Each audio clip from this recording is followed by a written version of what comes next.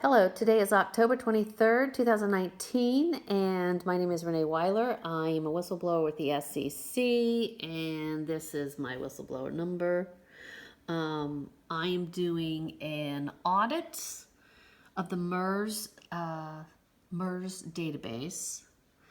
And what we do is you go into MERS Servicer ID, just Google it, and we're going to do a search by property address, borrower details, and then you're going to click the radio button that says search by property address only. This is really important to do the property address only so that you can find how many counterfeit mortgages that you may have that have been registered on your property. This particular address is 40701, and I am doing this, it's on Ortega Highway, and I am doing this for Powers versus the Bank of New York Mellon. San Juan Capistrano is the address in California. 92675 is one of the zip codes we're going to be looking at because they put multiple phantom mortgages on your property with different zip codes and different cities. So if your city has two zip codes or two city names, you should check all of those. And what we're going to do here is we're using Ortega Highway abbreviated, and we're going to find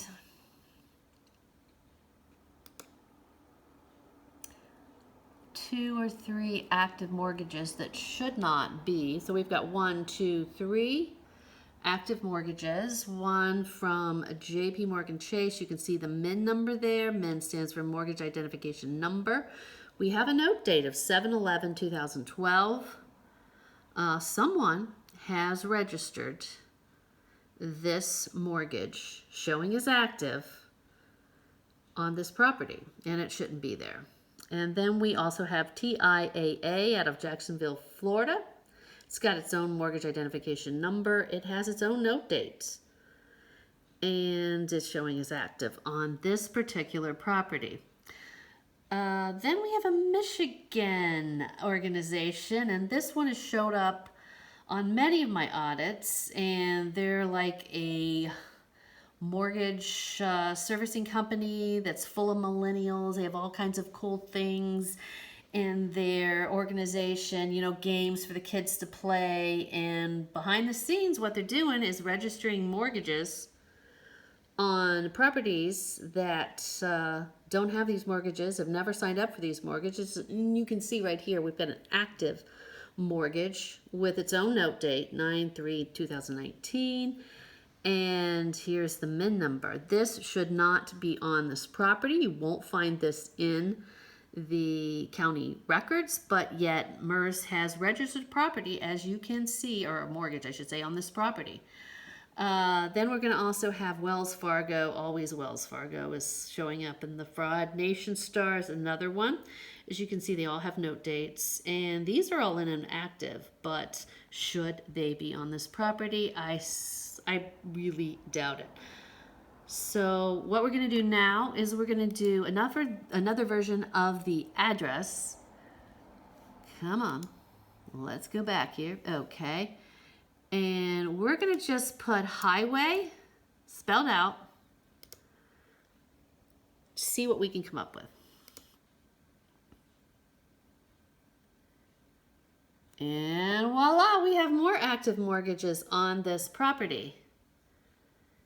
We have one from Freedom Mortgage Corp, and we've got a Minn number there. That is a mortgage identification number, which means there is a person behind this entry. Someone has registered that. They would have had to have a password and a login ID, note date, and it's active. We have Nation Star Mortgage, note date of 2013, and it's active. You will not find these same records in the courthouse, so they're not real, but yet they exist on this property, and we believe they're being funded. This is a money laundering operation. It's actually a brilliant way to launder money. You just create fake mortgages and put them on addresses that they shouldn't be on. Now, someone on Ortega Highway may actually have this Nation Star mortgage, or these other mortgages that are showing as inactive means that they've been paid off or closed, and there's quite a few. So we're going to look at different ways to do this search, and we're going to go to another version of the zip code, and we have we're going to use 9292530. And we're going to see what we can find there. I'm going to leave the city blank. See what pops up. And here we have Bank of America, 2 Bank of America mortgages, both on the same day. And they're both inactive. So I believe these were actual mortgages that were defective. Maybe the note wasn't endorsed. It's missing endorsements. It looks like this is a piggyback loan, meaning there's a first and a second one, because they both were on the same day.